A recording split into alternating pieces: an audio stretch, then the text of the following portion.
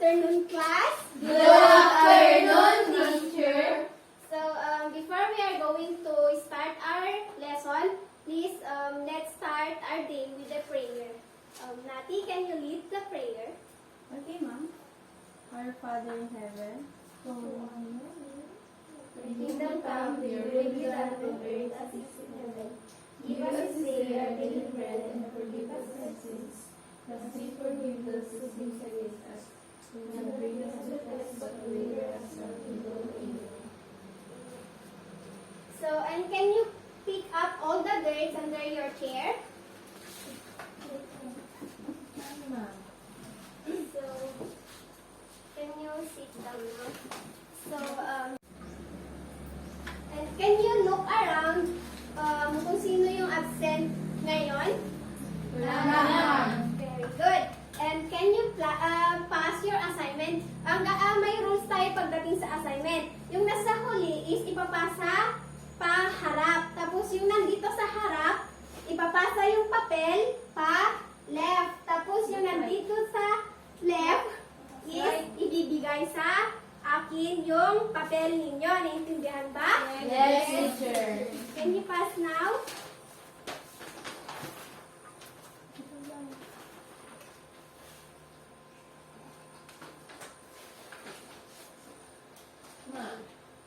Thank you. So, last meeting we discussed about the Animal reproduction, ma'am. Very good.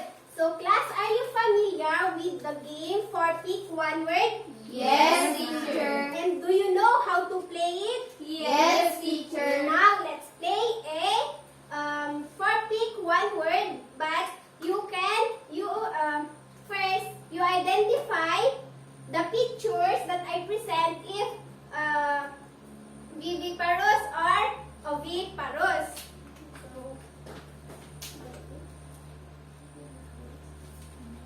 What method of reproductive structure of animals is one? Oviparous. What is oviparous? Ma'am, they reproduce by laying eggs. Very good. But before that, can you take note kung sino yung mga nakakakuha ng maraming ganito is kung marami silang nakuha na ganito is yun yung puntos nila. So what is this again? Oviparous. And oviparous is Laying eggs. eggs. And the next one is oviparous.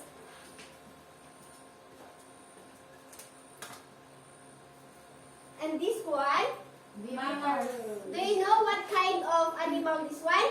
Yes. Do you have a carabao at home? At the Jikos, teacher. At the farm teacher. And this one, Cat.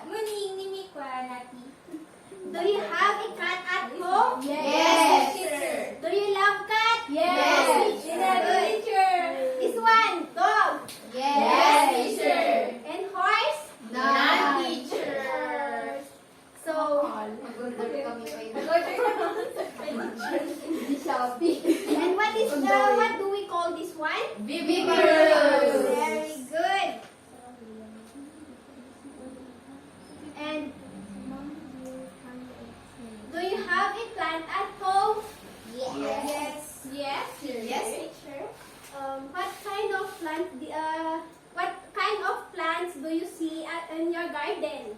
Flowers. Rona, can you stand up? Teacher, flowers, and there are also vegetables. What kind of vegetable?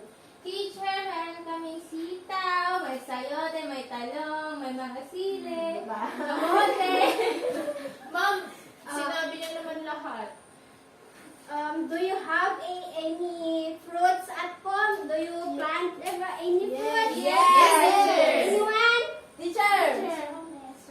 Jessa?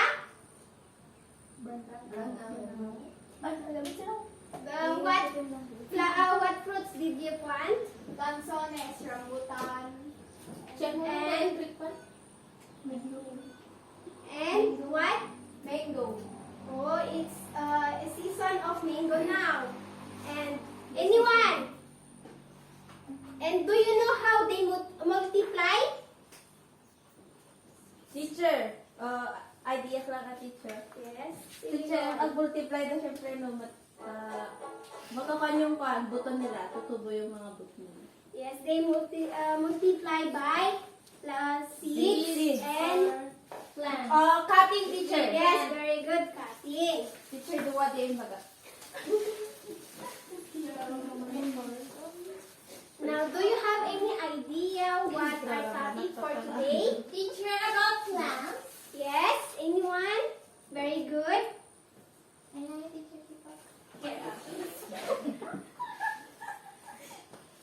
Kung sino ang may marami nakuhang ganito, kung magre-recite sila, yun din ang puntos nila. So, what Teacher, our topic for today? Then, teacher, kung paano dumami yung mga plants.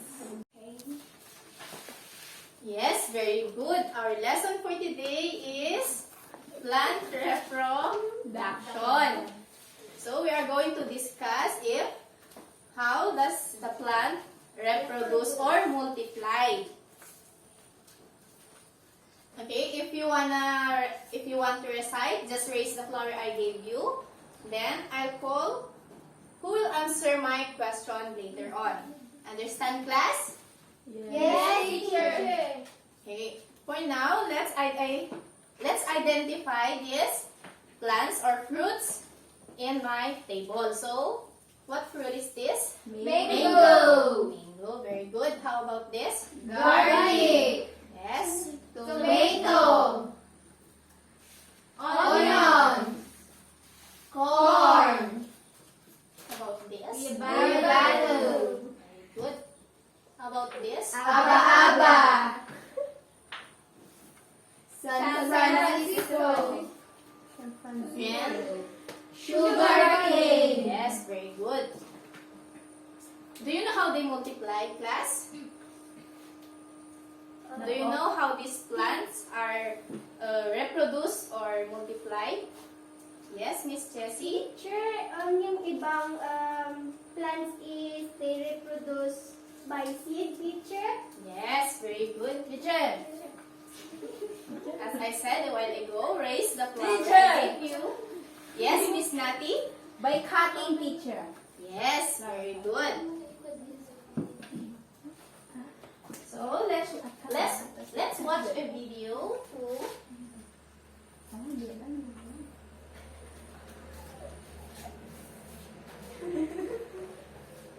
to check if your answers are correct. If they reproduce by seed or by what is that? Cutting. Cutting. Yes, very Cutting good. class.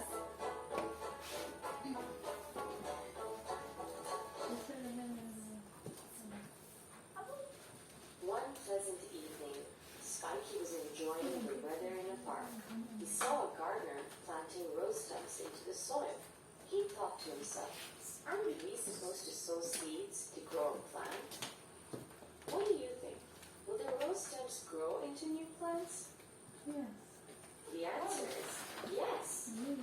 Many plants can be grown without seeds. The process of producing offspring is called reproduction. There are two modes of reproduction in plants, sexual reproduction and asexual reproduction. The fusion of male and female gametes is called sexual reproduction. Sexual reproduction starts with pollination, which is the transfer of pollen grains from the anther to the stigma of the flower. The male gametes of the flower are carried in pollen grains, and the female gametes are carried in ovules. Most flowers have both male and female parts in one flower. Such flowers are called bisexual. They prefer self-pollination. On the other hand, some plant species have separated male and female flowers. Such flowers are called unisexual flowers. These flowers require cross-pollination for reproduction. For example, tomatoes and peas have bisexual flowers, while cucumbers have flowers that are unisexual. When pollen falls onto a flower stigma, it forms a pollen tube that leads to the flower's ovary. There, the pollen cells fuse with the female gametes in the ovule to form a seed, this embryo, inside of it. Each time a seed is planted into the soil and treated with appropriate conditions, it grows into a seedling, which eventually grows into a new plant. Sexual reproduction happens inside of a flower. Therefore, flowers are the reproductive parts of plants. Oh, but I bet you're wondering, what is asexual reproduction?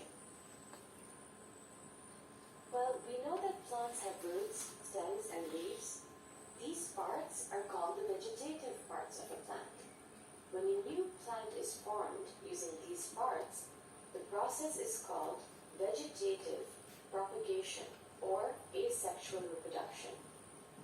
In asexual reproduction, the fusion of male and female gametes is not required. Let's see how asexual reproduction takes place. There are different methods of vegetative reproduction: cutting, layering, grafting, and budding. Let's have a look at each method in detail. Spiky saw the method of cutting in the park. The rose plant can be grown by cutting off part of its stem with 2 or more nodes and then planting it in the ground. This stem will grow into a new plant. In some plants, you don't need to cut the stem. Instead, a branch can bury itself in the soil while it is still attached to the parent plant. This branch is called a layer or a runner. The layer develops new roots and leaves and eventually grows into a new plant. This is known as layering. Did you know that grass is propagated by layering?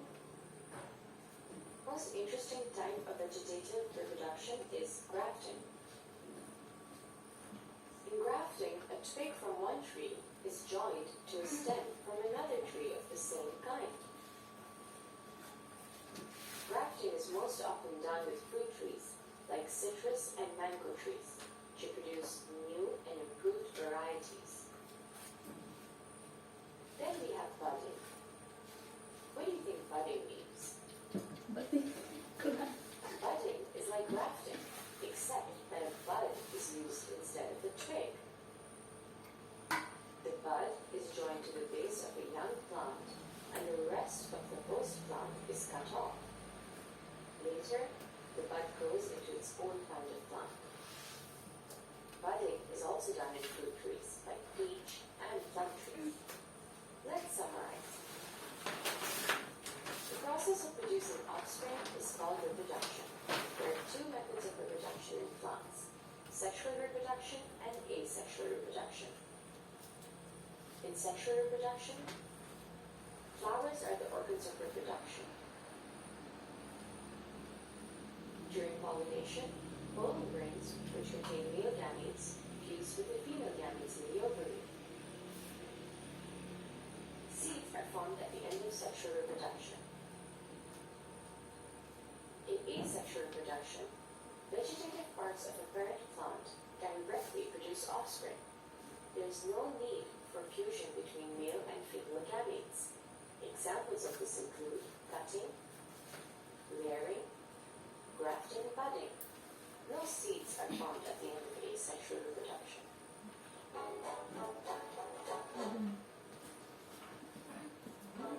Do you understand the video, class? Yes, teacher. Okay, so what are the 2 methods of plant reproduction? Raise your flower if you want to recite. Teacher, Yes, Miss Rose? Sexual reproduction and asexual reproduction. Yes, very good.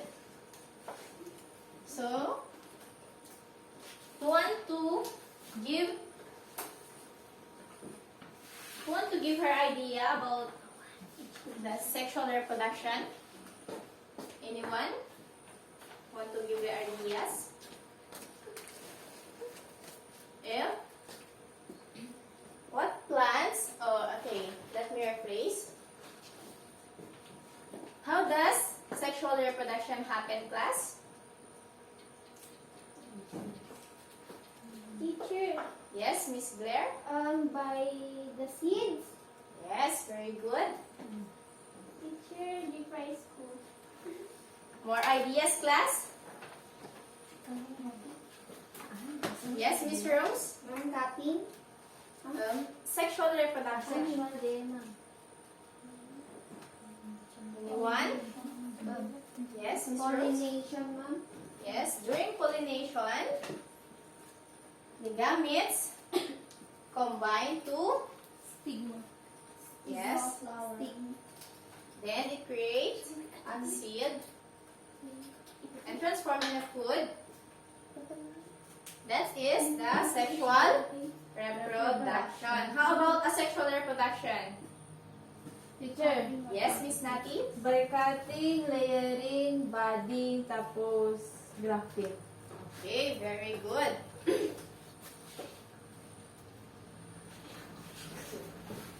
So, asexual reproduction, they reproduce by cutting, layering, grafting, and then budding. Yes, very good. Can you give an example of sexual reproduction? Yes, Miss Rose? Ma'am P. Yes, P. And how about the plants that you see outside that reproduce by sexual reproduction? Ma'am, Yes, Miss Nati? Yes, very good. Mango. How about this plants that in my table? How about corn? Sexual reproduction or asexual reproduction? Sexual reproduction. Very good. How do you say that? Let me rephrase again. what is your question? How can you say that this corn reproduced by sexual reproduction? Through seeds. Through seeds. Tumutubo siya through seeds. Teacher. Yes. And flowering, teacher. Yes, they first you plant the seed, then it grows into a plant, then it has a flower, then Ang bunga, teacher. yes. What parts of plants does reproduction happen again, class? Ma'am? The parts of the plant where reproduction happens in sexual reproduction. Parts, it is a part of a plant, class. Pollen. No, it is a part of a plant where the reproduction happens. Pistil. No, it is a part of a plant. Ovule. Part of a plant? No? Yes, maybe? Where can you see the ovule? Or Ovary. well, where can you see that ovary, ovule, pistil? Inside the plant. What parts of plant? In Trunk? No? Okay. Let's see this eggplant. flower. It has stem, leaves, fruits, and flower. So, based on this plant, where the reproduction happen? Flowers. Yes, very good, Miss Nati.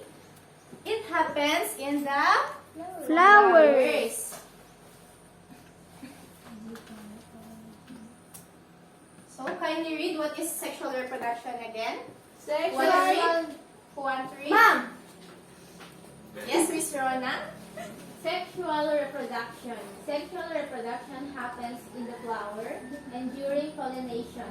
The pollen grains that contain male gametes passes with the female gamete in the ovary, and the seeds are formed at the end of sexual reproduction.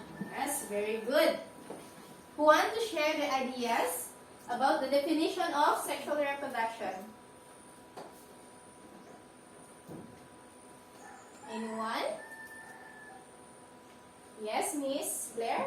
So, Ma'am, sexual reproduction, it happens when the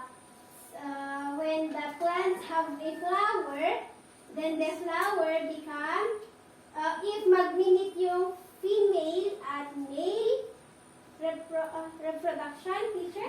Tama Male po? gamit? Ay, male. Yes. And Female and male gamit. gamit. Then, makakabuo ko sila ng isang prutas. Yes, very good. Additional idea, Miss Rona? Thank you, ma'am. Teacher, through pollination wherein the panther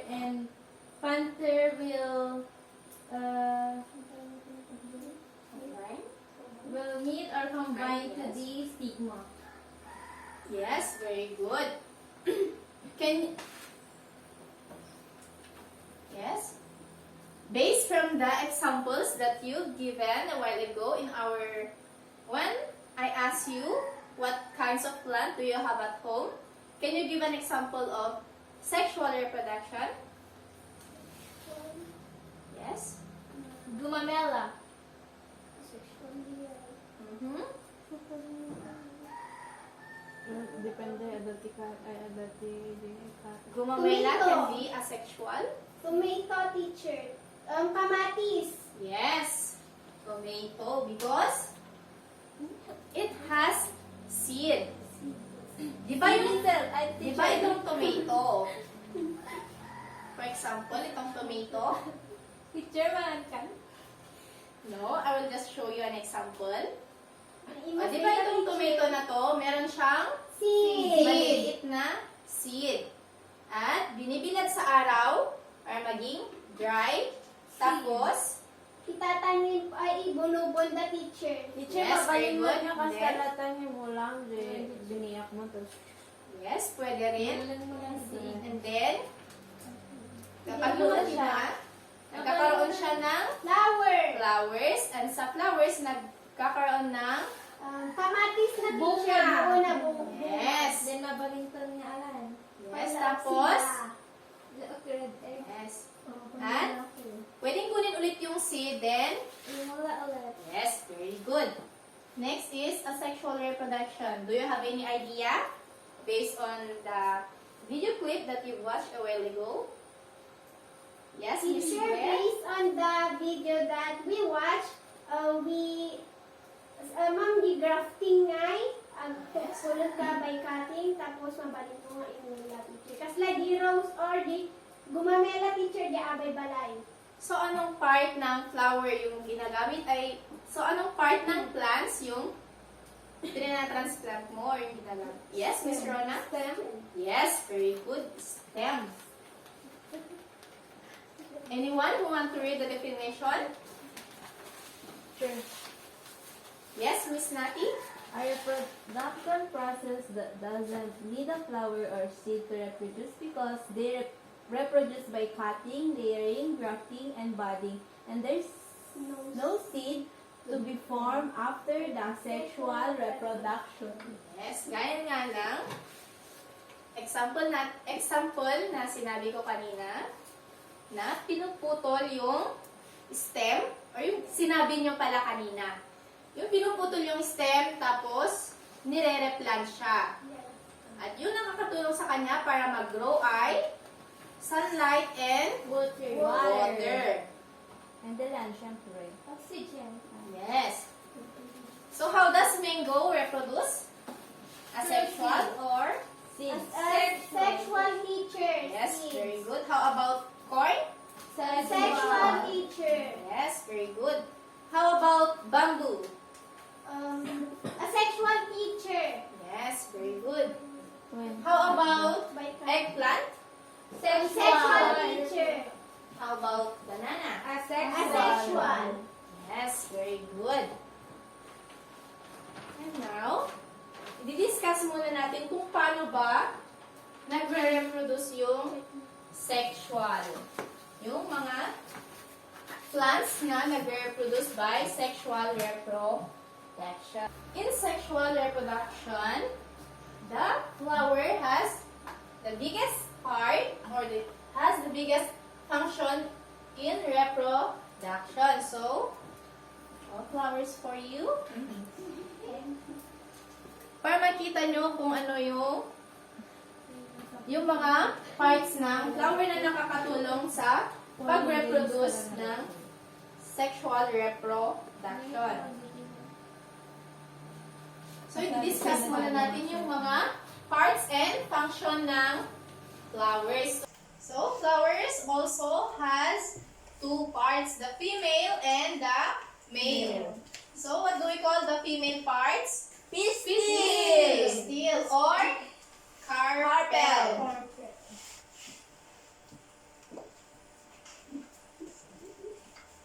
Pistil also has three parts. The stigma, style, ovary. Yes. Can you read the definition of stigma? Sticky bug that catches pollen grain. Yes, it catch pollen grains during pollination. And then, style. Can you read the definition?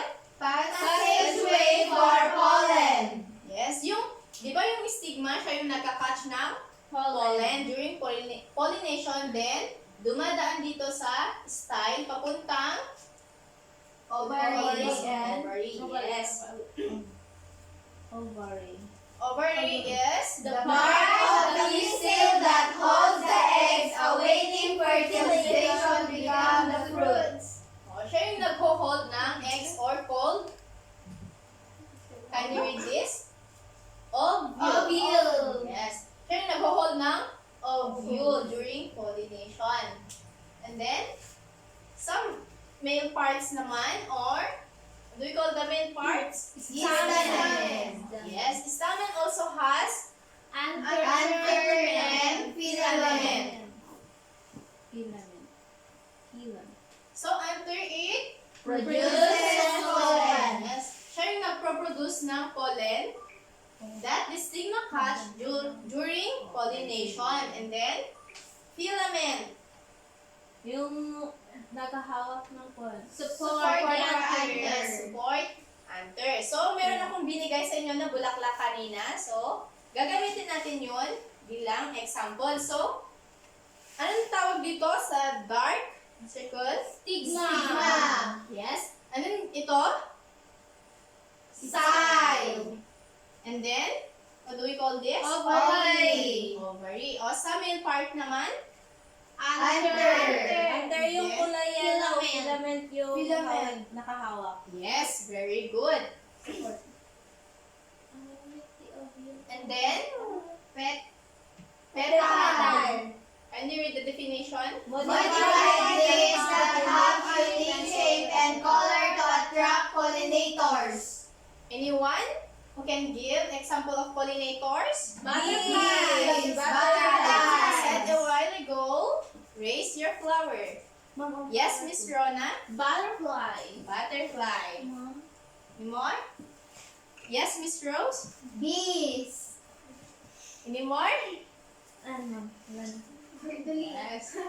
They attract pollinators because pollinators also has function in the reproduction of sexual.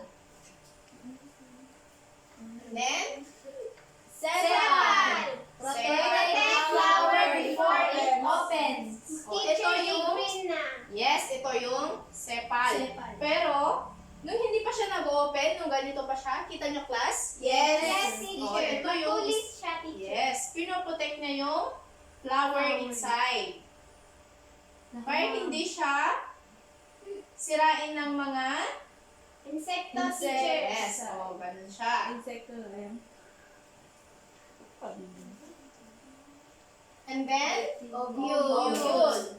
Ano ulit yung ovule? The small eggs that grows into seed after fertilization. Oh, ito yung ovule. Ito yung mga, yung white na circle. Bukil. Yes, yung maliliit na bilog. Then, yung pedicel. Can you read the definition? A stem that support a single flower and transport food and water. Sa flower na hawak nyo, nasaan ang pedicel dyan? Stem to support a single flower. Do you know what is pedicel? Yes, Sure. very good. Ito yung stem niya. So, yun yung Pedicel. yes. What are the parts of flower again? Teacher. Yes, Miss Nati? Stigma, style, ovary, anther, filament, petal, sepal, ovule, tapos... Teacher, sinabi niya na lahat. Tapay. Oh, yes. Pedicel. Yes, pedicel. Very good. Yung receptacle pala ay yung ito kung saan nakapatong yung ovary. Ito siya. Nakikita nyo, may flower kayo, di ba? Yes. Yes. Yan yung receptacle. It holds the ovule. Yes. So, this part of flower has main function in the reproduction of plants. So, yan yung sexual reproduction. And sa asexual naman, ay yung cutting, budding, grafting, ano pa? Layering. Kindly give an example of layering plants. Teacher. Yes? Kamote. Yes, very good. Yung kamote kasi, Kalagkar. yes. Singkamas. Teacher. Yes, Miss Rana. Palanggayan, teacher. Kalangkat. Yes. Bulong na lang, teacher. Kasi itong sweet potato, di ba kapag tinanim mo to, Agramot. yes, Teacher, di may even this, its stem, Agramot na lang. Yes. Tapos, Teacher, tika. Based on the video, pati kano Carabao grass? yes, very good, Carabao grass. Nakakita na ba kayo ng Carabao grass? Yes, teacher. Teacher, di kas di na opa. Tapos grass. Sayotas, teacher. Sayote? Teacher, ang pangay Yes, very good. That is? Karabasa pa. Anong tawag sa mga sinabi niyong example kanina? What types of Asexual. What types of asexual? Layering. Yes, very good. How about sa cutting? Yung mga plantitos and plantitas yung parents. Yes, Miss Rose? Rose. Yes, very good. Yung Rose? Yes, Claire? Bumamela, teacher. Yes. Teacher. Yes? Kalamansi pie. Yes, very good. San Francisco pie, teacher. Yes, very good. Yung calamansi ay pwede rin siya sa budding kasi pwede rin siyang idikit sa ibang plants. So sa cutting, usually ito yung ginagamit ng mga plantitos and plantitas para maparami yung plants nila. So alam nyo rin ba magtanim ng flower? Yes, teacher. Anong types of asexual reproduction you've used? Cutting. Cutting. So, walang gumagawa ng budding dyan? Meron, teacher. Kami. Lansones to rambutan, teacher. Yes, very good. Lansones That's like to 2 books. rambutan. That is the asexual and sexual reproduction. So, anong method ng reproduction pa rito? Asexual. Sexual. Yes, very good. Sexual reproduction because True seeds. through seeds and by the Flowers. roots of flower. And then,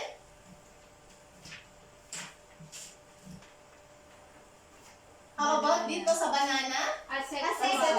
Asexual reproduction. So, paano nga ba pinaparami yung banana? True cutting. Yes, cutting. Teacher, tapos nga di ko. Sir, agana anak mo pay. At tubo agana anak Tubo diay, tapos di ialis dan to diay. Yes, very good. Parang, Katamot lang seeds. yes, meron din siyang seed, pero usual na ginagamit ay yung cutting or kapag parang layering, pwede rin siya sa layering kasi yung yung malaking banana, di ba? Kapag teacher, kakat pa nila yun, those two. Yes, very good. And what do we call this again, class? Sugarcane. Asexual or sexual? Asexual. Sexual reproduction. Anong tawag sa kinukuha nila para itanim? Yung In ganyan. kalinga? Teacher? Yung part ng sugarcane na Yung tinatanim malapit nila? sa, yung Sir. pinakababa kay teacher. Ha? Teacher. Teacher? Teacher? Ay, yung pinakataas na po sila na Yes, malapit very sa good. Or, tubig. in Kalinga, they called it ngawoy. Ngawoy. Ngawoy yung tawag nila doon. Teacher na kalinga eh. Nay, hindi ka palang Kalinga. Ay, so sad. So, how about this? Uh, What method of reproduction? Asexual. Sexual. What do we call this flower, I guess? Sandan. Yes. How about this? Aba. Aba. Very good. Teacher, mabalik nga rin si Damita. Mabaling ka na may isida, teacher, Daita? Mm. Api. Sinagot na ng kaklase niyo yun kasi plantitas daw yung parents niya. So marami siyang alam tungkol sa mga Class, flowers. I prepared an activity that you're going to do. So, please check the paper under your chair. If kung one yung papel ay may nakasulat na 1 is siya yung group 1. At dun sa isang papel naman, if yung na 2, yung nakasulat dun is siya yung number 2. So, Hamis gagamit kasi. sila nakakuha ng 1. Ma'am. Dito sila. Oh, may get kita. Dika. And then, dun sa group 2 is dito. Oh, dika yo. So, ang gagawin ng group 1 ay may mga different plants, fruits or plants na nandito. Ididikit nyo, i-identify nyo kung anong method siya ng reproductive structure of plants. Kung ano yung asexual reproduction or sexual reproduction. Then, yung gagawin naman ng group 2 is identify nila kung paano mag-reproduce yung sexual and reproduction. Sexual. So, group 1.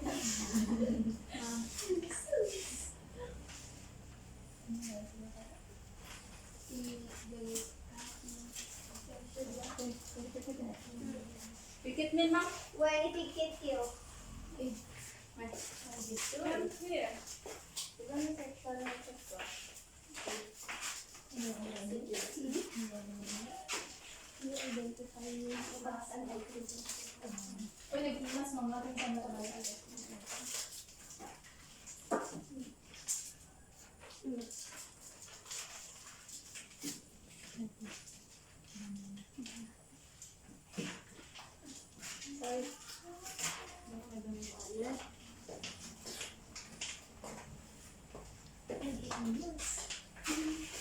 So, ang group 2 naman ay i-identify nila kung paano mag-reproduce ang mga ito.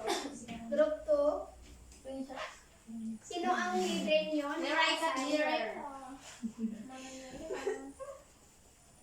Ma'am, yung mango, sexual kasi sa seed. Yes. Tapos, seed din yung corn. O, nagtatanim kami ng corn, kaya alam ko, seed. Tapos yung santol. Tapos yung banana po, cutting din po, ma'am.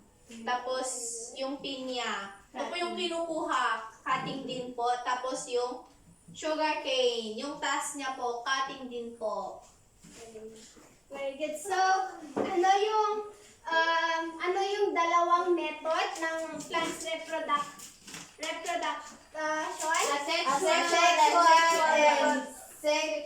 Asexual and sexual reproduction. Very good. So, do you think the plants reproduction is important to our life? Yes, How do you say so? Teacher, because it is important important because it gives us food. And Rana, Provide us oxygen. what else? What else? Shelter, teacher. Very Kasi good. yung kahoy kinuko ay ginagamit natin na Panang bahay. Bahay. Very good. Raw materials. So, may inihanda akong gagawin ninyo na sasagutin ninyo dyan. Ito ay yung laman nito ay yung napag-aralan natin this afternoon.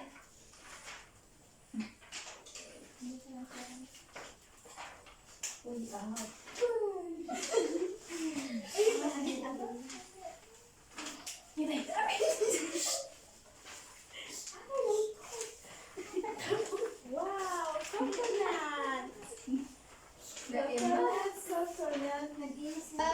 Yung mga nakuha niyong picture is i-explain nyo kung paano sila nag-reproduce.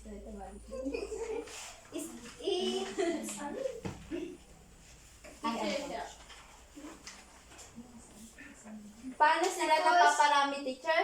Isulat nyo dita. Teacher, Ay, isusulat nyo dyan. The sexual or asexual?